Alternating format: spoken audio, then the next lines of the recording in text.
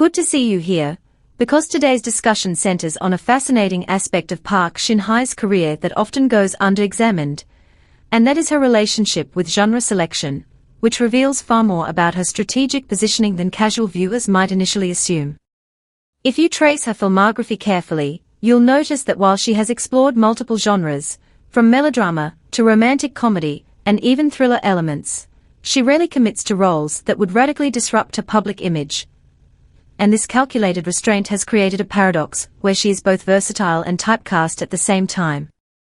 What becomes particularly interesting is how this strategy aligns with the expectations of the Korean domestic audience, where familiarity often translates into long-term loyalty, and Park Shin-hye has benefited significantly from this dynamic.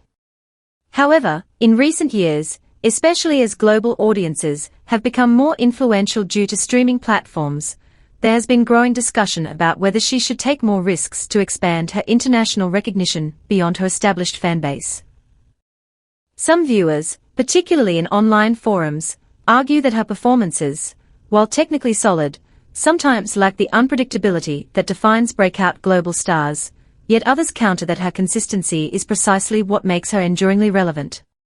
Behind the scenes, casting trends suggest that producers still view her as a safe but effective choice, especially for projects that require emotional depth without excessive experimentation.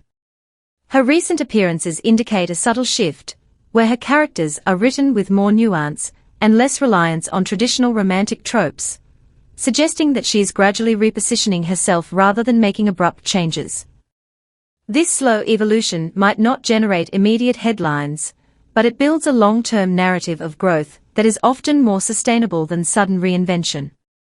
Ultimately, the question is not whether Park Shin-hye can break out of her established mold, but whether she even needs to, because in an industry obsessed with transformation, her ability to remain consistently relevant might be her most strategic decision yet.